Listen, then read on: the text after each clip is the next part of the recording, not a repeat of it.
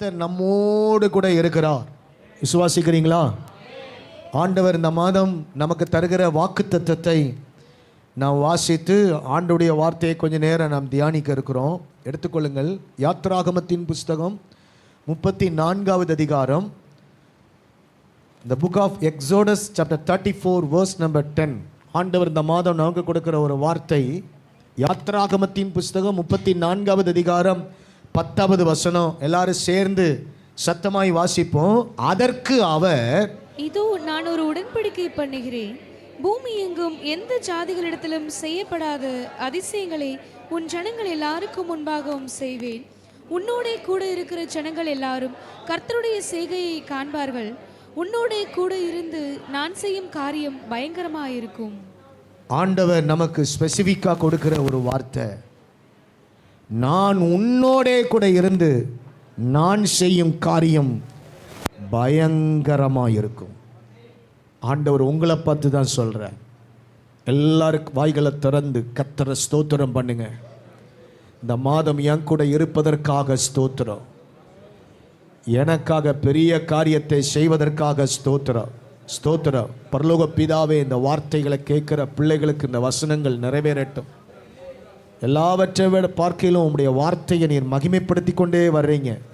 இந்த தஞ்சாவூர் பட்டணத்தில் இந்த new bus stand assemblies of god ஊழியத்தில் உங்களுடைய வார்த்தை வல்லமையாய் வெளிப்படட்டும்.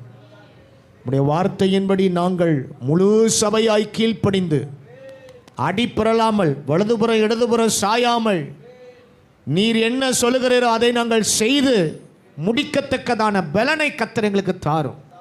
இந்த மாதம் ஒவ்வொருவரையும் ஆசீர்வதிங்க. இந்த மாதத்தில் புது கிருபைகளை கொடுங்க. கையின் பிரயாசங்களை ஆசீர்வதிங்க. புதிய வாசல்கள் இவர்களுக்கு திறக்கப்படட்டும். நீர் எங்களோடு பேசும். இயேசுவின் நாமத்தில் ஜெபிக்கிறோம் பிதாவே, ஆமேன் சொல்லுங்க. இந்த செப்டம்பர் மாதத்தில் ஆண்டவர் நமக்கு தந்திருக்கிற இந்த வார்த்தை, தேவன் நம்மோடு இருந்து காரியத்தை நடப்பிப்பார். 8 மாதங்கள் ஆண்டவர் நம்மை ஆகஸ்ட் மாதம் வரைக்கும், இந்த வருஷத்தில் 2024வது வருஷத்தின் 8 மாதங்கள் எப்படித்தான் ஓடி போச்சுன்னு தெரியல. நாட்கள் வேகமாக ஓடிக்கொண்டிருக்கிறது, காலங்கள் வேகமாக ஓடிக்கொண்டிருக்கிறது. இப்போ தான் வந்த மாதிரி இருந்தது. 8 மாதம் ஆகி இப்போ 9வது மாதத்தினுடைய 1ஆம் தேதியில் இந்த காலை நேரத்தினுடைய சமூகத்தில் நம்ம குடும்பமாக வந்திருக்கிறோம், உட்கார்ந்துருக்கிறோம். அவர் புது கிருபைகளை நமக்கு தரட்டும். இந்த இடத்துல நீங்கள் உட்கார்ந்துருக்கும் பொழுதே கர்த்தர் தம்முடைய ஆவியினால் உங்களை நிரப்பட்டும். உங்களுக்கு அடைக்கப்பட்ட வாசல்களை ஆண்டவர் திறந்து கொடுக்கட்டும். புது பலனை சரீரத்தில் கர்த்தர் உங்களுக்கு தரட்டும். வியாதிகள், எல்லா வியாதிகளையும் ஆண்டவர் இந்த ஆராதனையில் சுகமாக்க அவர் வல்லவராக இருக்கிறார். இது ஒரு ஹீலிங் சர்வீஸாக கர்த்தர் மாற்றட்டும். கர்த்தர் கொடுத்த வாக்குத்தத்தத்தை பாருங்க. நான் உன்னோட கூட இருந்து, நான் உன் கூட இருந்து நான் செய்யும் காரியம் பயங்கரமா இருக்கும். ஆண்டவர் இந்த மாதத்தில் கூட இருந்து பெரிய காரியத்தை செய்வார். அன்னைக்கு பிரசங்கத்துக்கான தலைப்பு என்னன்னா, கர்த்தர் நம்மோடு இருக்க வேண்டுமானால் நாம் என்ன செய்யணும்? ஒரு சில காரியத்தை பார்க்க போகிறோம். அடுத்தது, ஆண்டவர் செய்கிற காரியம் எப்படிப்பட்ட காரியமாக இருக்கும்? 2 பாயிண்டில் பார்க்க போகிறோம். 2 விதமான காரியத்தில் ஆண்டவர் நம்மோடு கூட இருந்து செய்யக்கூடியதான, ஆண்டவர் இருந்து நம்ம கூட இருந்து செய்யணும்னா என்ன செய்யணும், நாம் எப்படிப்பட்டவர்களாக இருக்கணும். 2வது, கர்த்தர் காரியம் செய்தால் எப்படிப்பட்ட காரியமாக இருக்கும். நிறைய காரியங்கள் எழுதி கொண்டு வந்திருக்கிறேன். ஆனால் சமயத்துக்கு ஏற்றபடி நான் இந்த பிரசங்கத்தை பண்ணணும் என்று நினைக்கிறேன். ஆண்டவர் 8 மாதங்கள் காத்ததுக்காக நன்றி உள்ளவர்களாக நாம் இருக்கணும். ஒரு மனிதன் ஆண்டவர் எனக்கு எதுவுமே செய்யலை அப்படின்னு முறையிட்டே இருந்தானோ, புலம்பிக்கிட்டே இருந்தானோ, ஒன்றும் எனக்கு செய்யலை, எனக்கு ஒன்றும் எதுவும் நடக்கலை, எல்லாருக்கும் நடக்குது எனக்கு நடக்கலையே அப்படின்னு புலம்பிக்கிட்டே இருந்தானோ. இப்போ அந்த வழியை கிராஸ் பண்ணி ஒரு எல்டர் போனாராம், மூப்பர் ஒருத்தர் போனார். உடனே கிராஸ் பண்ணி போனோடனே இவன் புலம்புறதை கேட்டுட்டு அந்த எல்டர் சொன்னாராம், எப்பா, ஆண்டவர் செய்யலைன்னு நீ முறையிடாத, ஆண்டவர் உனக்கு நிறைய செஞ்சுருக்கிறார் அப்படின்னார். இப்போ உனக்கு என்னப்பா வேணும்? எனக்கு நிறைய பணம் வேணும் அப்படின்னாலும், எனக்கு நிறைய மணி வேணும். சரி, நான் சொல்கிறத நீ செய்வியா அப்படின்னு கேட்டார். நீ செஞ்சேன்னா நான் உனக்கு 1 லட்சம் தருவேன். 2வது ஒரு காரியத்தை செஞ்சேன்னா 2 லட்சம் தருவேன். 3வது ஒரு காரியத்தை செஞ்சேன்னா 10 லட்சம் ரூபாய் தருவேன் அப்படின்னாராம். உடனே சொல்லுங்க அப்படின்னாராம். ஆண்டவர் உனக்கு ஒன்றும் செய்யலைன்னு சொல்கிற, நான் சொல்கிற காரியத்தை நீ செய், அப்படின்னா முதல்ல உன் வலது கையை வெட்டி எனக்கு தா, நான் 1,00,000 ரூபா தருவேன் அப்படின்னா. வலது கையை வெட்டி எனக்கு தா அப்படின்னா. அப்புறம் உன் காலை வெட்டித்தா 2,00,000 தாரேன் அப்படின்னா. இந்த கேட்ட ஆள், இந்த முறையிடுற ஆள், என்னையா நீர் வேற எதையோ சொல்வேன்னு பார்த்தா கையை வெட்டித்தாங்க, காலை வெட்டித்தாங்க. எப்போ உன் கைக்கு அவ்வளோ விலை, உன் காலுக்கு அவ்வளோ விலை, இன்னும் கூடுதலாக 10,00,000 ரூபா வேணும்னா ஒரு 2 கண்ணையும் எனக்கு தா, 2 கண்ணையும் தந்தேன்னா 10,00,000 ரூபா தருவேன் அப்படின்னு சொல்லி சொன்ன உடனே இவன் அப்போ தான் உணர்வு அடைஞ்சானா, ஆண்டவர் நமக்கு லட்சக்கணக்கான பெருமானம் உள்ள கையையும் காலையும் கண்ணையும் நமக்கு ஆண்டவர் தந்திருக்கிறாரு. ஏற்கனவே தந்ததுக்கா முதல்ல நன்றி செலுத்து. இல்லை இல்லை நீ முறையிடாதப்பா. இல்லாதவைகள் மேலேயும் உன் கண்ணை பறக்க விட்டுட்டே இருக்கிற, அவங்களுக்கு நடக்கு இவங்களுக்கு நடக்கு. இல்லை, நீ ஆண்டவர் உனக்கு தந்ததற்கு நன்றி செலுத்து. கத்த தந்த இந்த காரியத்துக்காக ஸ்தோத்திரம். இந்த செப்டம்பர் மாதம் 1 தேதியில் கத்தருக்கு நன்றி உள்ளவர்களாக இருங்க. ஆண்டவருக்கு நன்றி உள்ளவர்களாக இருந்தா கத்த சொல்றார், நான் உன் கூட இருந்து நான் செய்யும் காரியம் பயங்கரமாக இருக்கும். முதல்ல ஆண்டவர் நம்ம கூட இருக்கணும். எத்தனை பேர் விரும்புறீங்க? ஆண்டவர் நம்ம கூட இருக்கணும்னு விரும்புகிற ஆட்கள் மாத்திரம் அல்ல, அதுதான் நம்முடைய பலமே. கத்த நம் பட்சத்தில் இராவிட்டால் அவ்வளோதான், நம்ம கதை அவ்வளோதான். கத்த நம் பட்சத்தில் இருக்கிறதுனால தான், நம்மோடு கூட இருக்கிறதுனால தான் இன்னைக்கு உயிரோடு கூட இருக்கிறோம். இன்னைக்கு நம்முடைய குடும்பம் நிற்கிறதுக்கு காரணம், எத்தனையோ பேர் நம்முடைய குடும்பத்தை அழிக்க வேண்டும் என்று நினைத்தார்கள். இந்த குடும்பம் ஒன்றும் இல்லாமல் போகணும் அப்படின்னு நினைத்த ஆட்கள் முன்னாடி கத்த நம்முடைய குடும்பத்தை நடத்தி கொண்டு வர்ற ஆண்டவர் வாழ வைக்கிறார். ஏனென்றால் அவர் நம்மோடு கூட இருக்கிறது தான். வேற எதுவும் வேண்டாம்ப்பா, வேற எதுவும் வேண்டாம். ஒரு ராஜா எல்லாத்தையும் சொன்னாராம், அனௌன்ஸ்மெண்ட் பண்ணாராம், இப்போ உங்களுக்கெல்லாம் என்ன வேணும் அப்படின்னு ஒரு 3 பேரை ஸ்பெசிஃபிக்காக கூப்பிட்டு அனௌன்ஸ்மெண்ட்டில் ஒரு 3 பேர் மாத்திரம் நீங்கள் வாங்க, நீ என்ன கேட்டாலும் ask for what ever you want me to give you அப்படின்னாராம். நீ எதை வேண்டுமானாலும் கேளு, நான் என்ன செய்வேன் உனக்கு தருவேன் அப்படின்னோடனே இந்த 3 பேர் யோசிச்சுட்டு அதில் ஒருத்தன் வந்து கேட்டானா, ஐயா எனக்கு இப்போ எனக்கு தேவை 5 ஏக்கர் நிலம் அப்படின்னானா. 5 ஏக்கரை கொடுத்து அனுப்பிட்டு 2வது ஒருத்தன் வந்து கேட்டானா ராஜா கிட்ட, என்ன கேட்டாலும் தான் கொடுக்குவேன்னாரு, ஒரு 5 கோடி ரூபா தாங்க அப்படின்னு கேட்டான். 5 கோடியை கொடுத்து விட்டாச்சு. 3வது ஒருத்தன் வந்து நின்னானா, அப்படியே கையை பிசைவிக்கிட்டே இருந்தானா. அப்படி பிசைவிக்கிட்டே இருந்து ஒன்றுமே கேட்காம நின்னான். ராஜா சொன்னாராம், எப்பா நீ என்ன வேணும், உனக்கு என்ன வேணும்னாலும் சொல்லு, நான் உனக்கு செய்கிறேன் அப்படின்னு. ராஜாவை பார்த்து சொன்னான்னா, ராஜாவே எனக்கு பணமும் வேண்டாம் நிலமும் வேண்டாம், ஒரே ஒரு தடவை என் வீட்டுக்கு நீங்கள் வரணும் அப்படின்னான். ஒரே ஒரு தடவை என் வீட்டுக்கு வரணும். அவன் வீடு காட்டு பகுதியில், தெருவே கிடையாது, ரோடே கிடையாது, ஒரு குடிசை போட்டு அவன் வீட்டில் அவனும் அவன் மனைவியும் பிள்ளைகளும் வாழ்ந்து வர்றாங்க. இப்போ ராஜா சொன்னாரேன்னு சொல்லிட்டு இவன் வந்து நிற்கிறான். ராஜா கிட்ட சொல்கிறேன் என் வீட்டுக்கு வாங்கணும். இப்போ ராஜா இப்போ அவன் வீட்டுக்கு வரணும். ராஜா ஒரு வீட்டுக்கு வரணுன்னா உங்களை எல்லாருக்கும் தெரியும், சிஎம் ஒரு இடத்துக்கு வரணும், பிரைம் மினிஸ்டர் ஒரு இடத்துக்கு வரணும்னா வெள்ளை அடிக்கப்படாதவைகள்லாம், போடாத ரோடெல்லாம் போடப்படும், நடாத மரங்கள்லாம் நடப்படும். இங்கேயும் அப்படி தான். ராஜா வர்றாருன்னொடனே அவன் வீடு அரண்மனை போல மாறுது. அரண்மனை மாதிரி ராஜா கிட்ட இவன் இன்னொரு ஆப்ஷன் வைக்கிறான். ராஜா நீங்கள் என் வீட்டுக்கு வர்றது மட்டும் இல்லை, என் கூட ஒரு நாள் நீங்கள் தங்கியிருந்து 3 வேளை உணவு நீங்கள் என்ன செய்யணும், சாப்பிடணுன்னொடனே ராஜா சாப்பாடை செய்கிறதுக்கும் அவர் வர்றதுக்கு ரோடு போடுறதுக்கும் அவர் வந்து தங்குறதுக்கும் பார்த்தீங்கன்னா மகா பிரம்மாண்டமான ஒரு அரண்மனையை எழும்பிட்டு விவரமான ஆளாக இருக்கிறான். இதே மாதிரி தான் நம்ம இயேசு ராஜாவும், ஐயா உங்கள் கையில் இருக்கிற அந்த பணமோ இதெல்லாம் எனக்கு வேண்டாம், நீங்கள் எனக்கு போதும். அதான் ஃபாதர் ஒரு பாடல் பாடுறார், நீங்கள் போதும் ஏசப்பா உங்க சமூகம் எனக்கப்பா. விவரமான ஆட்கள் நீங்க எனக்கு போதும் ஆண்டவரே எனக்கு டெய்லி சொல்லுவாங்க. ஏன்னா அவர் வந்தாலே எல்லாம் நடக்கும். இப்போ கர்த்தர் நம்மோடு கூட இருக்கிறதா அந்த வாக்குத்தத்தத்தை ஆண்டவர் நமக்கு கொடுத்துருக்குற. அந்த வாக்குத்தத்தத்தை யாருக்கு ஆண்டவர் யார் மூலமாக யாருக்கு கொடுத்தாருன்னா, யாத்ராகமத்தின் புஸ்தகமே ஒரு நல்ல புஸ்தகம். யாத்ராகமம்னாலே யாத்திரை. யாத்திரைன்னா நீங்கள் மொழிபெயர்ப்பில் பார்த்தீங்கன்னா விடுதலையின் பயணங்கள் அப்படின்னு இருக்கும். விடுதலையின் பயணங்கள் அந்த புஸ்தகத்துக்கான தலைப்பே அதுதான். Going out, exodus. வெளியே அழைக்கப்பட்டதான ஜனங்கள், எகிப்தில் அடிமையாக இருந்த ஜனங்கள் வெளியே அழைக்கப்பட்டு அவர்களுக்கு ஆண்டவர் வாக்குத்தத்தம் பண்ணின கானானை நோக்கி ஒரு 40 வருடம் பிரயாணமாய் போவார்கள். அவர்கள் பண்ணின அந்த பிரயாணத்துக்காகவே ஒரு புஸ்தகம், அந்த பிரயாணத்தை பற்றி எழுதக்கூடியதான, அதை பற்றி தெரிந்து கொள்ளக்கூடியதான ஒரு புஸ்தகம் தான் யாத்ராகமத்தின் புஸ்தகம். இந்த யாத்ராகமத்தின் புஸ்தகம் ஒரு மீட்பின் புஸ்தகம். இது மீட்கப்பட்ட ஜனங்களை குறித்து எழுதப்பட்டிருக்கிறது. மீட்பின் புஸ்தகம். எதிலிருந்தெல்லாம் ஆண்டவர் ஜனங்களை மீட்டிருக்கிறார்? ஒடுக்கத்திலிருந்து, அவர்களுடைய வாழ்க்கையில கொடுமையிலிருந்து, கொடுமையாய் வேலை வாங்கின அந்த வேலையிலிருந்து அவர்கள் மீட்கப்பட்டார்கள். ஒடுக்கப்பட்ட அவர்களை ஆண்டவர் மீட்டெடுத்தார். கசப்போடு வாழ்க்கையில கசந்து போனவர்கள், கசந்து போய் எகிப்திலிருந்து அவர்களை ஆண்டவர் என்ன செய்தார்? மீட்டெடுத்தார். பெருமூச்சு விட்டார்களாம், முறையிட்டார்களாம் ஆண்டவரை நோக்கி. எகிப்தில் இருக்கின்ற இஸ்ரவேல் ஜனங்கள், ஆண்டவரே அப்படின்னு, ஏயா இந்த பாடு, ஏயா இந்த வேதனை? பெருமூச்சிலிருந்து ஆண்டவர் மீட்பை கொடுத்தார்.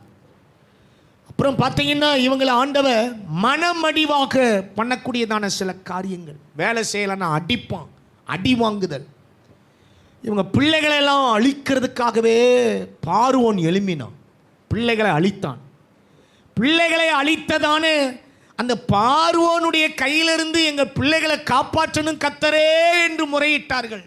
ஒருவேளை நீங்கள் இப்படிப்பட்ட ஒரு சூழ்நிலைமையில் இந்த மாதத்தில் சிக்கி இருக்கலாம். ஒடுக்கமோ, நெருக்கமோ, உங்களுக்கு கொடுமையோ, கசப்போ, உங்கள் வாழ்க்கையில் மனமடிவோ, ஒருவேளை அடித்து அடித்து துன்புறுத்துகிறார்களோ வார்த்தையினால், உங்கள் பிள்ளைகளை ஒடுக்குகிறார்களோ, உங்கள் பிள்ளைகளுக்கு எதிர்காலங்கள் இல்லை என்று கவலையோடு இருக்கலாம். கர்த்தர் இந்த புத்தகத்திலிருந்து தான் ஒரு வாக்குத்தத்தம் கொடுத்திருக்கிறார். நான் உன்னோட கூட இருப்பேன், உன்னோட கூட இருக்கிறேன். இந்த கசப்பிலிருந்து உன்னை வெளியே கொண்டு வருவதற்காக, இந்த பிரச்சனையிலிருந்து, இந்த போராட்டத்திலிருந்து, இந்த விதமான பிசாசின் பிடியிலிருந்து உன்னை வெளியிலே கொண்டு வருவதற்காக, உன்னை நசுக்க நினைக்கிற பார்வோனின் வல்லமைகளை எல்லாம் முறியடிப்பதற்காக நான் உன் கூட இருக்க போகிறேன். நான் செய்கிற காரியம் பயங்கரமா. அந்த வார்த்தையை மோசே கிட்ட ஆண்டவர் கொடுத்து, நீ போய் இஸ்ரவேல் ஜனங்களுக்கு சொல்லுன்ற.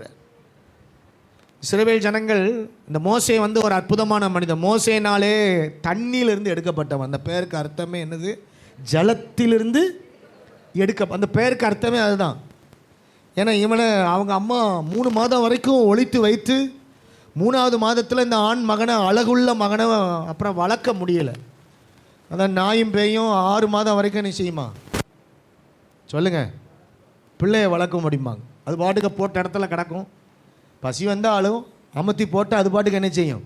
கிடக்கு. 6 மாதத்துக்கு அப்புறம் அந்த 1 வயது இந்த நடக்க அப்படியே குப்புற விழுந்து, அப்புறம் அப்படியே கொஞ்சம் கொஞ்சமாக எலும்பி அப்புறம் தவள ஆரம்பிக்கும் பார்த்தீங்களா? அதுக்கு அப்புறம் தான் பிள்ளையை வளர்க்குறது ரொம்ப கஷ்டம். இவங்க 3 மாதம் வரைக்கும் வளர்த்தாங்க. அழாமல் கொல்லாமல். அழுதா இது என்ன பிள்ளைன்னு கேட்பாங்க. அழுதா இது என்ன பிள்ளை அப்படின்னு சொல்லி கேட்பாங்க. ஆண் பிள்ளைன்னா தூக்கி கொண்டு போய் எங்கே போட்டுறணும்? நைல் நதியில் போட்டுறணும், கொன்றணும். ஆண் பிள்ளைன்னா ஐயோ இக்கட்டான நிலைமை. இந்த அம்மா அப்பா, அவங்க அப்பா அம்ராம். அம்ராம்னா ஹை பீப்புள், உயர்வான ஜனம் என்று அர்த்தம். என்ன ஜனம்? உயர்வான ஜனம். அவங்க அம்மா பேர் ஏகபேத். ஏகபேத் என்றால் என்ன அர்த்தம் அப்படின்னா, இந்த யெகோவா வால் மகிமைப்படுத்தப்பட்டவள், தேவனால் மகிமைப்படுத்தப்பட்டவள், அந்த பெயருக்கு அர்த்தம் யோகபேத். இவங்க 2 பேருக்கும் 3 பிள்ளைகள் பிறக்கிறாங்க. அதில் ஒருவன் தான் யார்? இந்த மோசே. இந்த மோசையை அவன் வளர்ந்து வர்றான். வளர்ந்து வரும் பொழுது ஒரு நல்ல லீடராக ஆண்டவர் அவனை உருவாக்குறார்.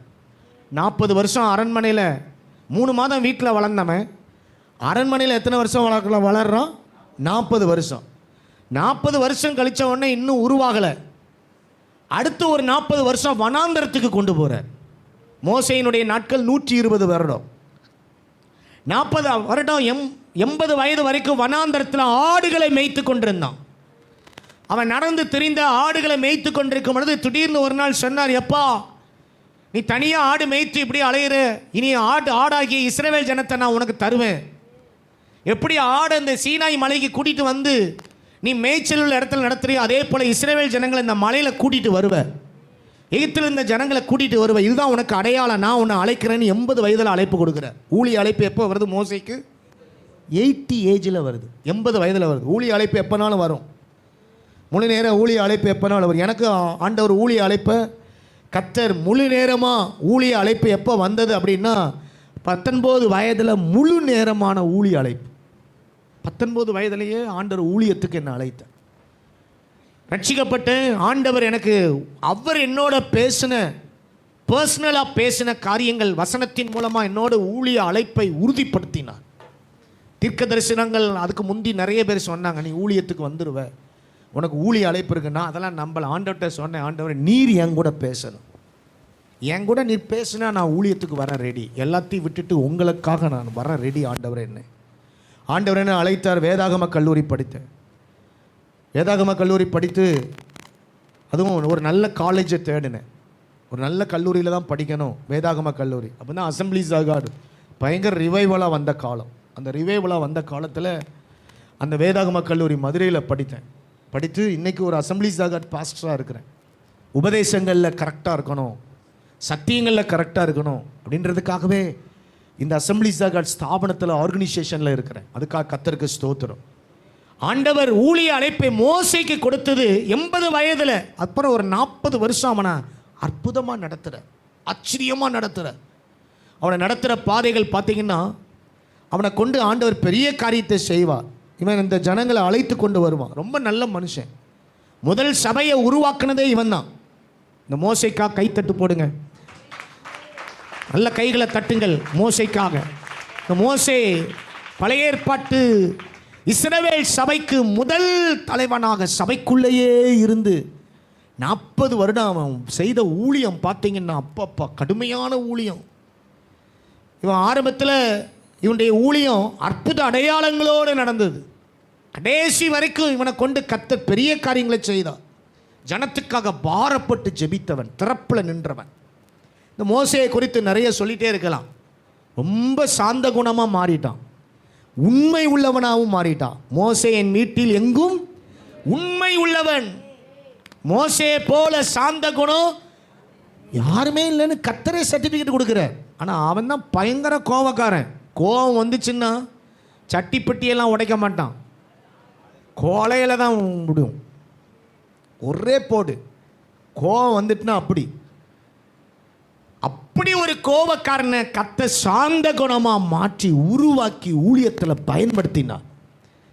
இந்த மோசே கிட்ட தான் ஆண்டவர் சொல்கிறாரு, நான் உன்னோட கூட இருந்து நான் செய்யும் காரியம் பயங்கரமாக இருக்கும். இதோ இந்த இஸ்ரவேல் ஜனங்கள் எல்லாருடைய கண்களுக்கு முன்பாக, மோசே நான் உன்னுடைய கூட இருக்கிறேன், உன் கூடவே இருக்கிறேன், நான் செய்யும் காரியம் பயங்கரமாக இருக்க போகிறது. ஏன் இந்த வார்த்தையை ஆண்டவர் கொடுக்கிறார்னா, இஸ்ரவேல் ஜனங்கள் 32வது அதிகாரத்தில் ஒரு பெரிய பாவம் செய்வார்கள். மோசே மலையில் உட்காந்து ஜெபம் பண்ணிட்டு அவர் கீழே இறங்குறதுக்கு முந்தி இவங்க எல்லாம் ஆரோன் தலைமையில் கன்று குட்டியை செய்து கன்று குட்டிகளை வணங்க ஆரம்பிச்சிருவாங்க, விக்கிரக ஆராதனையை செய்ய ஆரம்பிச்சிருவாங்க. மோசே கிட்ட ஆண்டவர் சொல்றார், கீழே ஜனங்கள் தங்களை கெடுத்து கொண்டிருக்கிறார்கள், நீ கீழே இறங்கி போ அப்படிம்பார். இவன் கற்பலகைகளை வாங்கிக்கிட்டு கீழே வருவான். வந்தால் இந்த ஜனங்க பொற்கண்டு குட்டிக்கு முன்னாடி டான்ஸ் ஆடி அதை கும்பிட்டுட்டு இருந்த உடனே இவனுக்கு கோபம் வந்துடும். கோபத்தில் எதை உடைச்சிருவான், கற்பலகையை உடைச்சிருவான். பொற்கண்டு குட்டியை எடுத்து சாம்பலாக்கி எவம்லாம் கும்பிட்டானா அவனுக்கு குடிக்க கொடுத்துருவான். அதெல்லாம் நடக்கும். நீங்கள் 32 வாஸ்து பாருங்கள். 33 சொல்வார், இந்த ஜனங்கள் வணங்கா கழுத்துள்ள ஜனங்க, நான் கூடவே வரமாட்டேன்ருவார் ஆண்டவர். இந்த ஜனத்தை திருத்தவே முடியாது. திடீர்னு ஏஜி சர்ச்சில் வந்து நிற்கிறாங்க, திடீர்னு வேற எங்கேயோ என்ன செய்கிறாங்க, போய் நின்றுதாங்க. இந்த ஜனங்க சர்ச்சுக்கும் வராங்க, அடுத்தது நோய் சுகமாகிறதுக்கு வேற எந்த கோயிலுக்காவது போய் அங்கங்கே போயிடுறாங்க, அவங்கள தேடிடுறாங்க, இவங்கள தேடிடுறாங்க, என்னையே சார்ந்து இருக்க மாட்டேங்காங்க அப்படின்னு ஆண்டவருக்கு ரொம்ப வருத்தம். இன்னைக்கு நம்ம மேலே வருத்தப்படுற மாதிரி இஸ்ரவேல் ஜனங்கள் மேலே ஆண்டவர் வருத்தப்பட்டார். வருத்தப்பட்டு தேவன் என்ன செய்தார்னா மோசே கிட்ட சொன்ன, இந்த ஜனங்களை நான் அழிச்சிடுறேன், ஒன்றை ஒரு பெரிய ஜாதியாக மாற்றிடுறேன். அடிச்சுது பாருங்க, இவனுக்கு ஒரு லாட்ரி அடிக்கிறது மாதிரி அடிக்குது. எல்லாத்தையும் அழிச்சிடுறேன், ஒன்றை நான் ஆசீர்வதிப்பேன், ஒன்றை பெரிய ஜாதி ஆக்குவேன்னு நம்மள்கிட்ட சொன்னார்னா என்ன சொல்லுவோம்? ரொம்ப நல்லது, இதை தான் எதிர்பார்த்தேன். என் ஏற்ற வீட்டுக்காரன், பக்கத்து வீட்டுக்காரன், தெருக்காரன் ஒருத்தரும் இருக்கக்கூடாது, நான் மட்டும்தான் நல்லா இருக்கணும், இதுதானே எதிர்பார்த்தேன் ஆண்டவரே, சான்ஸ் கிடச்சிது அப்படின்லாம் மோசே சொல்லலை. மோசே சொன்னால், இந்த ஜனங்களை நீர் அழிப்பீரானால் என் பேரை ஜீவ புஸ்தகத்திலிருந்து கிறுக்கி போடணும்னு ஜனத்துக்காக தரப்புல நிற்கிறான், அழுறான். அப்போ ஆண்டவர் சொல்கிறார், சரி நான் வருவேன் அப்படின்னு. அப்போ நீ ஒரு காரியம் செய், நீ உடைச்சி போட்ட கற்பலகைக்கு பதிலாக நீ கற்பலகைகளை மரத்தினால் இழைத்து கொண்டு, 34 அதிகாரத்தில் ஸ்டார்டிங்கில் சொல்லிடுவார், 33 கடைசியில் சொல்லுவார், நீ இழைத்து கொண்டு வரணுன்னே இவன் 34 வேணும். 34 அதிகாரத்தில் ஃபஸ்ட்டு ஸ்டார்டிங்லேருந்து அவன் என்ன செய்யுமா செய்து கொண்டு வருவான். வாசிங்கம்மா. கர்த்தர் மோசேயை நோக்கி முந்தின கற்பலகைக்கு ஒத்த 2 கற்பலகைகளை இழைத்துக்கொள், நீ உடைத்து போட்ட முந்தின பலகைகளில் இருந்த வார்த்தைகளை அவைகளில் எழுதுவேன். ஆமா, நீ வா, விடிய காலத்தில் ஆயத்தமாகி மலையின் மேல் ஏறி கற்பலகைகளை கொண்டு வா, நான் திரும்ப எழுதி தருவேன்றார். நீ உடைத்து போட்ட கற்பலகைக்கு பதிலாக நான் எழுதி தருவேன்றார். கோபத்தில் இவன் உடைச்சான், ஆண்டவர் திரும்ப எழுதுறேன்றார். ஆண்டவரே எழுதி கொடுக்குறேன்னு இவன் எடுத்துட்டு காலையிலே போன உடனே தான் ஆண்டவர் காலையிலேயே ஆண்டவர் இவனுக்கு முன்னாடி கடந்து போகிறார். டைரக்டாக ஆண்டவர் இவனோட பேசுகிறார், இந்த மோசையோட பேசுகிறார். மலை மேலே உச்சியில் மறுபடியும் போய் தேவ சமூகத்தில் நிற்கும் பொழுது கர்த்தர் அவன் கடந்து போகும் பொழுது சொல்கிறாரு, இந்த வார்த்தையை இப்போ திரும்ப வாசிங்க, 10வது வசனத்தை வாசிங்க, எல்லாரும் சேர்ந்து வாசிப்போம். 10வது வசனம், வேர்ஸ் நம்பர் 10.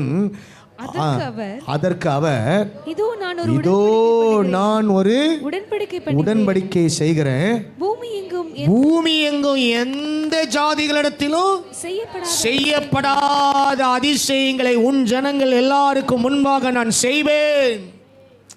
உன்னோட கூட இருக்கிற ஜனங்கள் எல்லாரும் கர்த்தருடைய செய்கையை காண்பார்கள். உன்னோட கூட இருந்து நான் செய்யும் காரியம் பயங்கர. மோசே, நான் உன் கூட இருந்து உன் கூட இருப்பேன், நான் செய்ய போகிற காரியம் பயங்கரமாக இருக்கும், உன் ஜனத்தின் முன்னாடி எல்லாரும் பார்க்கத்தக்கதான அற்புதத்தை நான் செய்வேன், இதை நான் உடன்படிக்கையாக ஏற்படுத்துகிறேன்னு சொல்லி ஆட்சி அடையாளமாக முத்திரை குத்துனது மாதிரி, ஒரு தபாலுக்கு முத்திரை குத்துனா அது போய் சேர வேண்டிய இடத்துக்கு சேர்ற மாதிரி ஒரு முத்திரை குத்துறது மாதிரி ஒரு வார்த்தையை சொன்னார். பார்க்கணும், அழுததுக்கு பிரயாசப்பட்டதுக்கு, ஐயாவை தேடி மலை மேலே ஏறி ராஜாதி ராஜாவா இருக்கிற கத்தரா இருக்கிற ஆண்டவரை தேடி போனதுக்கு கத்தர் அவனோட பேசுற, நான் உன் கூட இருப்பேன்றார். இந்த மாதத்தில் ஆண்டவர் உங்களோட கூட இருக்கிறார், உங்கள் குடும்பத்தோடு கூட இருப்பார், உங்கள் வேலையோட உங்கள் பிஸ்னஸோட கத்தர் இருப்பார், உங்கள் பிள்ளைகளோட கத்தர் இருப்பார்.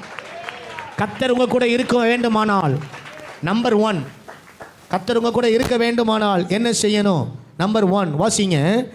ஆதியாகமம் 21:22 கத்தர் ஆபிரகாமோடு கூட இருந்ததை அங்கே இருந்ததான ஆட்கள்லாம் பார்த்து சொல்றாங்க. வாசிங்க. ஆதியாகமம் 21:22. அக்காலத்தில் அபிமெலேக்கும் அவன் சேனாபதியாக பிகோலும் ஆபிரகாமை நோக்கி நீர் செய்கிற காரியங்கள் எல்லாவற்றிலும் தேவன் உன்னோடே கூட இருக்கிறார். ஆபிரகாமோடு கர்த்தர் இருந்தார். இந்த காலை நேரத்தில் நம்மோடு கூட இருக்க வேண்டுமானால் நாம ஆபிரகாமா இருக்கணும். ஆபிரகாம் என்றாலே என்ன? நமக்கு ஆவிக்குரிய அர்த்தத்தில் எழுத்தின்படி ஆபிரகாம் அல்ல, ஆவிக்குரிய அர்த்தத்தில் ஆபிரகாம்னா என்ன? விசுவாசம், ஃபெய்த். ஆண்டவர் யாரோடு இருப்பார் என்றால் ஆபிரகாமோடு கூட கர்த்தர் இருப்பார். ஆபிரகாம் எப்படிப்பட்டவன் என்றால் இல்லாதவைகளை இருக்கிற மாதிரி நினைக்கிறவன்.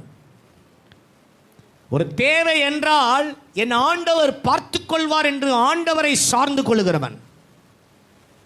தனக்கு ஒரு காரியம் ஆண்டவர் தருவதாக சொன்னால் அவர் மேல் அவ்வளவு விசுவாசம். ஆபிரகாம் விசுவாசிகளின் தகப்பன், விசுவாசத்தின் தகப்பன். நீங்கள் விசுவாசமாக இருந்தீங்கன்னா கர்த்தர் உங்களோட கூட இருப்பார். விசுவாசத்தை விட்டாதீங்க. இந்த மாதத்தில் உங்கள் விசுவாசத்தை பெருக பண்ணுங்க.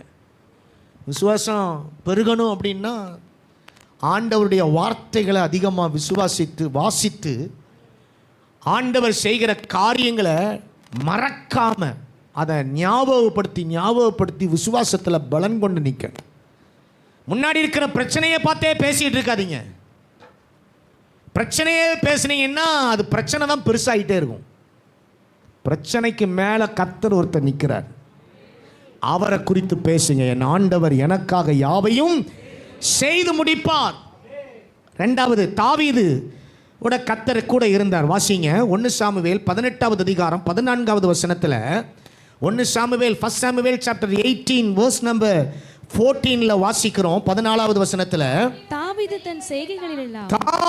தன் செய்கைகளில் எல்லாம் புத்திமானாய் நடந்தான், கர்த்தர் அவனோடே கூட இருந்தார். தாவீதோடு கர்த்தர் இருந்தார். தாவீது அப்படின்னாலே நமக்கு என்ன ஆவிக்குரிய அர்த்தத்தில் நினைக்கிறது? தாவீது எப்படிப்பட்ட ஆளு? நல்லா துதிக்கிறவன். துதினாலே யாரு தான்? தாவீதை போல நடனமாடி அப்பாவை ஸ்தோத்தரிப்பே. ஒரு பழைய பாடல் இது, ஃபாதர் ஐயா பாடின பாடல். இந்த பாடலை பார்க்கும் பொழுது தாவீதை போல நடனமாடி 6-8 பீட் தான். தாவீதை போல நடனமாடி நான் அப்பாவை ஸ்தோத்தரிப்பேன். என்ன வந்தாலும் எது நடந்தாலும் அப்பாவை ஸ்தோத்தரிப்பேன். என்ன வந்தாலும் எது நடந்தாலும் அப்பாவை ஸ்தோத்தரிப்பேன். ஏசப்பா ஸ்தோத்திரம், ஏசப்பா ஸ்தோத்திரம். கை தட்டி பாடுங்க. ஏசப்பா ஸ்தோத்திரம், ஏசப்பா ஸ்தோத்திரம். தாவீதை போல நடனமாடி அப்பாவை ஸ்தோத்தரிப்பேன். தாவீதை போல நடனமாடி அப்பாவை ஸ்தோத்தரிப்பேன். இந்த பாட்டை பாடின அந்த ஃபாதர் கூட நான் கொஞ்சம் ஒரு சில மாதங்கள் அவர் மேலே தங்கியிருந்தேன், நான் கீழே தங்கியிருந்தேன். ஒரு 6 மாதம் அந்த ஜெபத்தோட்டத்தில் நான் கேம்பஸ் குருசைடு மூலமாக அங்கே தங்கியிருந்தேன். இப்போ தங்கியிருக்கும்பொழுது அந்த ஃபாதர் அப்போது இளமையான நாட்கள், இப்போ கொஞ்சம் வயசாயிட்டு.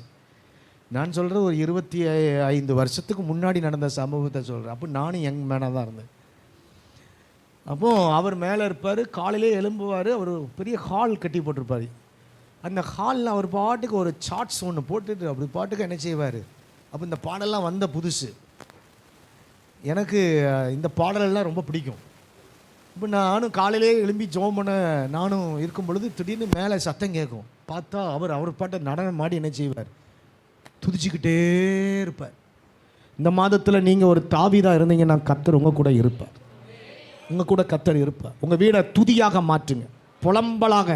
உங்கள் புலம்பல் ஆனந்த களிப்பாக மாறணுன்னா வீட்டில் துதியின் சத்தம் எழும்பட்டும். சமையல் பண்ணிகிட்டு இருந்தாலும், ஹாலில் உட்கார்ந்தாலும், பெட்ரூமில் உட்கார்ந்தாலும் தோத்திரத்தை விடாதீங்க. நாள் முழுவதும் கர்த்தரை துதிப்பேன்னு சங்கீதத்தில் சொல்லியிருக்கிறார். அவர் வேலையே அதுதான்.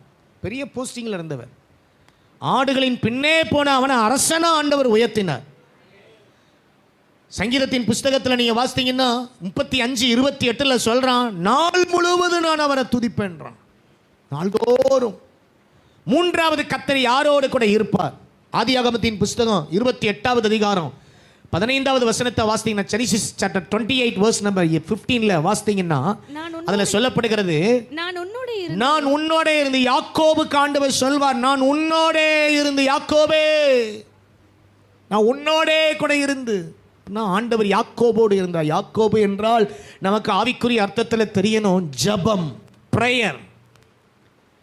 யாக்கோபு விடாப்பிடியாய் ஜெபித்தவன், போராடி ஜெபித்தவன். ஜபம்னாலே அது போராடி தான் ஜெபித்து தான் ஆகணும். எல்லாத்துக்கும் பிசாசு விட்டுருவான், ஜோமனை விடவே மாட்டான்.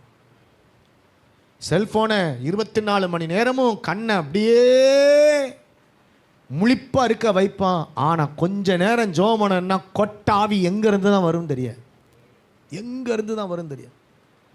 சிலரெல்லாம் அப்படியே தூக்கத்தில் அப்படியே மூழ்கடிச்சிருவான். ஜபம் பண்ணுறதுல யாக்கோபை போல போராடி, இரவெல்லாம் அவன் போராடி ஜபம் பண்ணுறான். உங்கள் ஜெபம் விடாப்பிடியாக இருக்கட்டும். இந்த மாதத்தில் கர்த்தர் கூட இருப்பார். 4வது ஆதியாகமம் 39:2, 3, 21, 23 4 இடத்துல அங்கே ஒரு மனிதனோடு கர்த்தர் இருக்கிறார். ஆதியாகமம் 39ஆம் அதிகாரம் 2வது வசனம், 3வது வசனம், 21வது வசனம், 23வது வசனம் என்ன சொல்லுது? 2வது வசனத்தை வாசிங்க. கர்த்தர் யோசேப்போடே இருந்தார். யோசேப்பாக நீங்கள் இருந்தால் கர்த்தர் உங்களோட இருப்பார். யோசேப்பு என்றால் நமக்கு ஆவிக்குரிய அர்த்தத்தில் தெரியணும், பரிசுத்தத்துக்கு அடையாளமான. யோசேப்புனாலே நமக்கு என்ன ஞாபகம் வருது? பரிசுத்தம். வாலிப நாட்களில் பரிசுத்தமாய் காத்து கொண்டவர். ஆண்டவருக்காக ஒரு வாழ்க்கை பரிசுத்தமாய் வாழ்வதற்கு உங்களை ஒப்பு கொடுங்க. யோசேப்பு மாதிரியான ஒரு பரிசுத்தம், ஒரு கரக்கூட என்ன மேலே படக்கூடாது. எந்த பாவத்துக்கும் நான் இடம் கொடுக்க கூடாது. வைராக்கியத்தோட வாழ்ந்தவன். கர்த்தர் அவனோடு இருந்தார். நீங்கள் ஒரு யோசேப்பா இருந்தீங்கன்னா உங்க கூட இருப்பார். 5வது ஒரு ஆளோடு இருந்தார். 1 சாமுவேல் 3ஆம் அதிகாரம் 19வது வசனத்தில் கர்த்தர் சாமுவேலோட கூட இருந்தார். 1 சாமுவேல் 3:19 சாமுவேல் வளர்ந்தான், கர்த்தர் அவனோடே கூட இருந்தார். சாமுவேலோட கூட கர்த்தர். சாமுவேல் என்றால் என்ன அர்த்தம்னா, அவன் ஆலயத்திலேயே வளர்ந்தவன், ஆலய வேலைகளை செய்கிறவன். நீங்களும் சர்ச்சிலேயே நீங்கள் ஒரு சாமுவேலாக இருக்கணும். எல்லாரும் இந்த சர்ச்சில் இருக்கிற எல்லாரும் ஒரு குட்டி சாமுவேல், ஒரு சாமுவேல் போல பணிவிடை. எல்லாரும் ஏதாவது ஒரு வேலை. நீங்கள் ஞாயிற்றுக்கிழமை உட்காந்துட்டு அப்படியே ஒரு சேர் கிடக்கும், அப்படியே உட்காந்துட்டு அப்படி போகிற ஆளாக இருக்கக்கூடாது. இந்த ஆலயத்தில் நீங்கள் உங்களுக்குன்னு ஒரு பொறுப்பு, உங்களுக்குன்னு ஒரு வேலை, ஏதாவது ஒரு வேலை. ஃபஸ்ட்டு வேலை கொடுங்கன்னு கேட்கணும். நீங்கள் என்ன உத்தியோகத்தில் கூட இருக்கலாம், ஆலய வேலையை செய்து பாருங்கள். ஒரு இடத்துல கேள்விப்பட்டேன், BMW காரில் இறங்குவாங்களாம். இறங்கின ஒரு அம்மா ஆலய ஆராதனைகளை காலையிலே அந்த சர்ச்சை போட்டுட்டு இருந்தாங்களாம், தொடச்சிட்டு இருந்தாங்களாம். அப்போ இன்னொரு ஆள் பணக்காரர் அவரும் வந்தாராம். விட்டு ஜோம் பண்ணிவிட்டு இந்த அம்மா தொடச்சிட்டு இருக்கிறத பார்த்து ரொம்ப கஷ்டப்படுறாங்கன்னு சொல்லிட்டு, இந்தாங்க கொஞ்சம் காசு தர்றேன் அப்படின்ட்டு காசை நீட்டினார் போல். அந்த அம்மா அப்படியே என்ன செய்யுதுன்னா தன்னுடைய கார் பக்கமாக போச்சான். கார் பார்த்தா இந்த ஆள் கொண்டு வந்த காரை விட அந்த அம்மா இவரை விட பல மடங்கு வசதியான ஆள். அந்த அம்மா சொல்லிச்சான், நான் உங்களை விட நல்லா தான் ஆண்டவர் என்ன வச்சுருக்கேன், எனக்கு காசு வேண்டாம், நீங்கள் என்ன தப்பாக நினைக்காதீங்க, நான் கோயிலில் வேலை பார்க்குறதுனால நான் கஷ்டப்பட்ட ஆள் கிடையாது. நான் இன்றைக்கி ஆண்டவர் இந்த அளவுக்கு வச்சுருக்க காரணம் என் ஐயாவை நான் நேசிக்கிறதுனால, அவருடைய ஆலயத்தை நேசிக்கிறதுனால, அவருக்கு செய்கிற ஒரு வேலை கோயிலில் கழுவி விடுறேன், துடைக்கிறேன் அப்படின்னுச்சு. நிறைய நேரங்களில் நம்ம என்ன தான் இருந்தாலும் கோயிலில் உட்கார்ந்து முழங்கால் போட்டு வேலைகளை செய்து சாமுவேலை போல பணிவிட, உண்மையான பணிவிட இருக்கணும். மனசு சிலருக்கு வேலை செய்யும், ஆனால் மனசு என்ன செய்யாது, பித்தலாட்டம் பண்ணும், உண்மையாக இருக்காது, உண்மை உத்தமமாக இருக்காது. சொல்லிட்டாங்களேன்னு ஒரு மாதிரி கொலாப்ஸ் பண்ணி அப்படிட்டு போயிடுவோம். அப்படியே அல்ல, இது கர்த்தருக்காக செய்கிற சாமுவேல் உண்மையான ஒரு பணிவிடைக்காரன். ஆதியாகமம் 26ஆம் அதிகாரத்தில் 6வது கர்த்தர் ஒரு மனிதனோட இருந்தார். 24ஆம் வசனம், 26, 24 கர்த்தர் யாரை பார்த்து சொல்றாரு அங்க வாசிங்க. அன்று ராத்திரியில கர்த்தர் அவனுக்கு தரிசனமாகி, நான் உன் தகப்பனாகிய ஆபிரகாமுடைய தேவன், பயப்படாதே, நான் உன்னோடனே கூட இருந்து ஈசாக்கை பார்த்து சொல்றா, ஈசாக்கே உன் கூட நான் இருக்கிறேன்.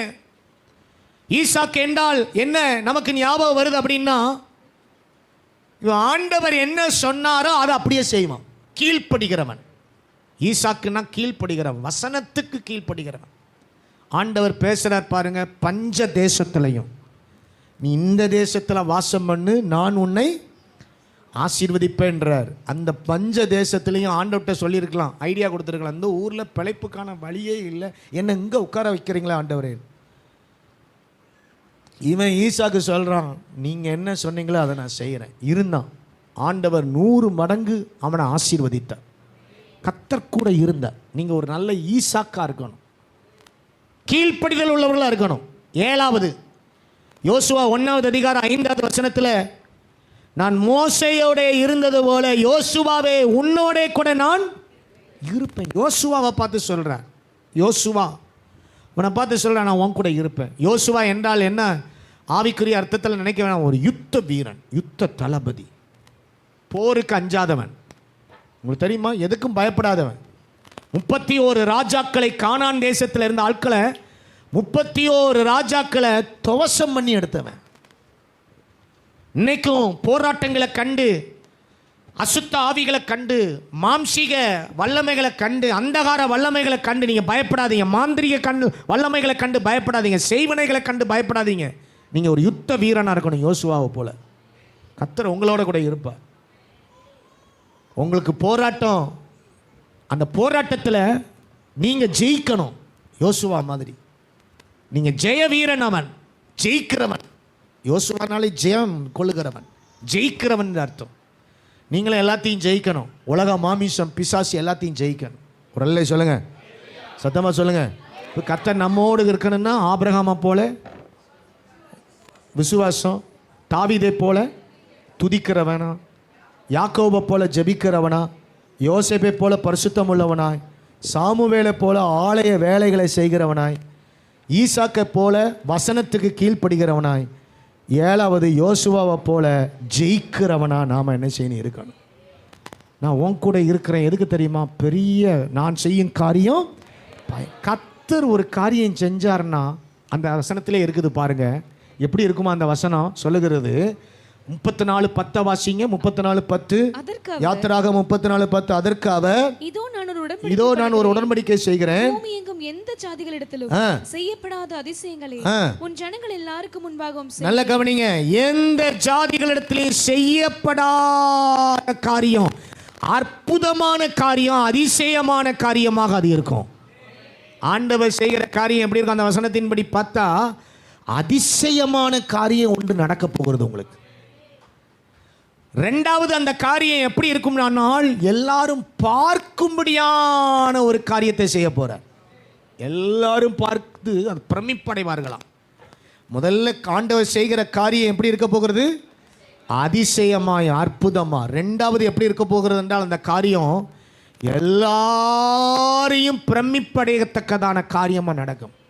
எரேமியா 33:3 என்னை நோக்கி கூப்பிடு, அப்பொழுது நீ அறியாததும் உனக்கு எட்டாததுமான எட்டாத பெரிய காரியம், அறியாத பெரிய காரியம், உயரமான பெரிய காரியம், யோபுல பார்த்தா கிரகிக்க முடியாத காரியம். காரியங்களை நீங்கள் புரட்டி பார்த்தீங்கன்னா யோபு 37:5 கிரகிக்கக்கூடாத பெரிய காரியம். ஆண்டவர் செய்கிற காரியங்கள்லாம் சாதாரணமாக இருக்கும், அதிசயமாக இருக்கும், அற்புதமாக இருக்கும், எல்லாரும் பார்க்கத்தக்க இருக்கும், எட்டாத உயரமாக இருக்கும். அந்த காரியம் யாருமே எட்டி பிடிக்க முடியாது. அடுத்தது எப்படி இருக்குன்னா கிரகிக்க முடியாததாக இருக்கும். அதே யோபுல ஆராய்ந்து முடியாத பெரிய காரியங்களை, எண்ணி முடியாத அதிசயங்களையும் அவர் செய்கிறார். பெரிய காரியமாக அது இருக்கும். இப்படியே நிறைய சொல்லிக்கிட்டே இருக்கலாம். ஆண்டவர் செய்கிற காரியம் இப்படியெல்லாம் இருக்க போகிறது. நீங்கள் விசுவாசியுங்கள், கர்த்தர் உங்கள் காரியத்தை வாய்க்க பண்ணுவார். நிறைய மனிதர்கள் தங்களுடைய காரியங்கள் எல்லாம் ஜபமாகவே எழுதி வச்சிருக்கிறாங்க. நெகேமியாவில் சொல்கிறார், நெகேமியா சொல்லும் பொழுது சொல்வார், எங்கள் காரியத்தை கைகூடி வர பண்ணுவார். எங்கள் காரியத்தை கைகூடி. எரேமியாவில் ஒரு வசனம் இருக்கிறது, எரேமியா 20:12 என் காரியத்தை நான் அவர்கிட்ட சாட்டி விட்டேன் அப்படிம்பார். யோபுல 17:3 யோபு சொல்வான், என் காரியத்தை நீர் மேலே போட்டுக்கொள்ளும். நான் என் காரியத்தை நினச்சி துக்கப்பட்டுறவே கூடாது. என் காரியத்தை நீங்கள் என்ன செய்யுங்க? உங்கள் தோளில் துண்டை தூக்கி போடுற மாதிரி என் காரியத்தை உங்கள் மேலே நீங்கள் போட்டுக்கோங்க. எரேமியா சொல்கிறார், நான் சாட்டி விட்டேன்றாரு. என் காரியத்தை உங்கள்கிட்ட சாட்டி விட்டேன் அப்படின்றார். யோபு சொல்கிறார், என் காரியத்தை உங்கள் மேலே போட்டுக்கிடுங்க அப்படின்ற. இப்படி இந்த பரிசுத்தவான்களுடைய காரியங்கள்லாம் அவங்க எல்லாம் சக்ஸஸ் அடைவதற்கு நிறைய செஞ்சுக்கிட்டே இருந்திருக்காங்க, ஜெபம் பண்ணிக்கிட்டே இருந்திருக்காங்க. எழுப்பி நிற்போம், கைகளை உயர்த்துவோம். ஆண்டவரே, என்னை நீர் ஆசீர்வதிக்க வல்லவர். என்ன நீர் ஆண்டவரே இந்த மாதத்தில் என் கூட இருந்து பெரிய காரியத்தை செய்ய நீர் வல்லவராக இருக்கிறீர். கைகளை உயர்த்துங்க, ஆண்டவரை நல்ல ஸ்தோத்திரம் பண்ணுங்க, நல்ல கைகளை அசைத்து இயேசுவே நீர் இந்த மாதத்தில் என் கூட இருக்கிறீன்றீங்க. நான் ஒரு ஆபிரகாமை போல விசுவாசத்தில் இருப்பேன். அல்லேலூயா. எல்லாரும் வாய்களை திறந்து நல்ல கர்த்தரை ஸ்தோத்திரம் பண்ணுங்க. ஒரு ஈசாக்காக நீங்கள் மாறணும், ஒரு யாக்கோபாக நீங்கள் மாறணும். ஜெபத்தில் ஒரு தாவீதை போல துதித்து கொண்டிருக்கிற அந்த பாக்கியத்தை உங்களுக்கு ஆண்டவர் தரணும். நல்ல கை உயர்த்தி, ஆண்டவரே எனக்கு அந்த கிருபைகளை தாங்க, இந்த வசனங்கள் என் வாழ்க்கையில் நிறைவேறட்டும், நிறைவேறட்டும், நிறைவேறட்டும், நிறைவேறட்டும். நீர் என்னோடு இருக்கும்போது என்னாலும் வெற்றி வெற்றியே, தோல்வி எனக்கு கிடையாது. நான் ஒரு யோசுவா, ஜெயிக்கிறவனாய் மாறுவேன். ஆண்டவர் உங்க கூட இருக்கிறார். மகனே உங்க கூட இருக்கிறார். நீங்க ஜெயிப்பீங்க, நிச்சயம் ஜெயிப்பீங்க. சத்துருக்களை ஜெயிக்கிற கிருபை உங்களுக்கு வருகிறது. உங்க காரியத்தை எல்லாம் கர்த்தர் பார்த்துக் கொள்வார். கர்த்தர் உங்களோட கூட இருந்து செய்கிற காரியம் பயங்கரமா இருக்க போகுது. எல்லாம் கை தட்டி கர்த்தரை ஸ்தோத்திரம் பண்ணுங்க. ஆமே. நீர் என்னோடு இருக்கும்போது என்னாலும் வெற்றி வெற்றியே. இயேசு என்னோடு இருக்கும்போது என்னாலும் வெற்றி வெற்றியே. தோல்வி எமக்கில்லையே, நான் தோற்று போவதில்லையே. தோல்வி எமக்கில்லையே, நான் தோற்று போவதில்லையே. ஹல்லேலூயா, ஹல்லேலூயா, ஹல்லேலூயா, ஹல்லேலூயா, ஹல்லேலூயா, ஹல்லேலூயா, ஹல்லேலூயா, ஹல்லேலூயா. ஹல்லேலூயா, ஹல்லேலூயா. கை தட்டி சொல்லுங்க. நீர் என்னோடு இருக்கும்போது என்னாலும் வெற்றி வெற்றியே. இயேசு என்னோடு இருக்கும்போது என்னாலும் வெற்றி வெற்றியே. கர்த்தாவே, இந்த செப்டம்பர் மாதம் முழுவதும் இந்த பிள்ளைகளோடு இருந்து நடத்துங்க. கர்த்தருடைய பந்தி எங்களுக்கு ஆசீர்வாதமா இருக்கட்டும். இயேசுவின் நாமத்தில் ஜெபிக்கிறோம் பிதாவே. ஆமென், ஆமென்.